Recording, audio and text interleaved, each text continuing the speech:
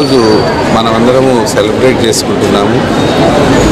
ఈ టూరిజం డేని సెలబ్రేట్ చేసుకున్న ఔన్నత్యం ఏంటంటే, ముఖ్యంగా భారతదేశం చాలా భౌగోళికంగా చాలా విస్తారమైన దేశము.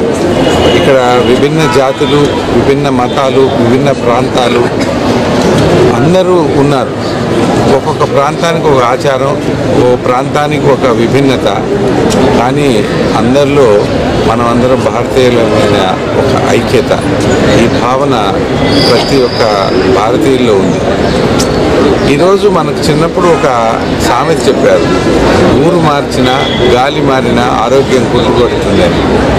అలాగే ఆరోగ్యం, మానసిక ఆరోగ్యం కూడా ఊరు మారినా, వివిధ ప్రదేశాలు చూసినా, వివిధ మనస్తత్వాలను, వివిధ రకమైన పద్ధతులను చూసినప్పుడు మన మనస్సు, మన మేధస్సు కొంచెం పదునుదేరుతుంది.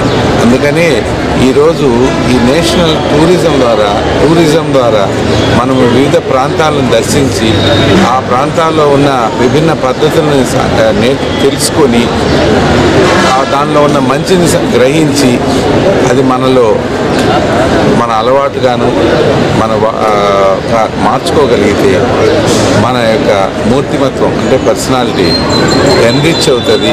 ఆ ఎన్రిచ్ వలన మన హోలిస్టిక్ పర్స్పెక్టివ్ వస్తుంది. మనలో నేను అనే భావన తొలగి మనం అనే భావన ముందుకు వస్తుంది. మనం అనే భావన ముందుకు వచ్చినప్పుడు ఈ భారతదేశం ఒకటిగా ఉంటుంది.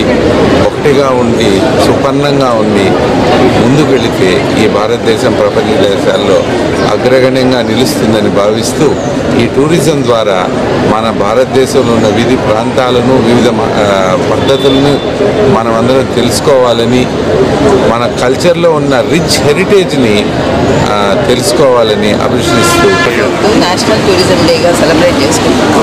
ఈ టూరిజం డిపార్ట్మెంట్ వాళ్ళు మహతి ఆడిటోరియం నుంచి మహిళా యూనివర్సిటీ వరకు దగ్గర 1000 మంది స్టూడెంట్స్ తోటి అవేర్నెస్ క్యాంపెయిన్ లాగా తీసుకెళ్తున్నారు.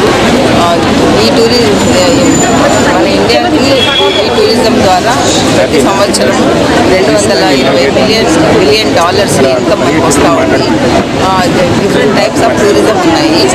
దీని గురించి అన్నీ ఎక్స్ప్లెయిన్ చేయడానికి రిసోర్స్ పర్సన్స్ అందరినీ ఇన్వైట్ చేశారు. మహిళా యూనివర్సిటీ ఆడిటోరియంలో ఈరోజు మార్నింగ్ 10 గంటల ఈ ప్రోగ్రాం జరుగుతున్నది.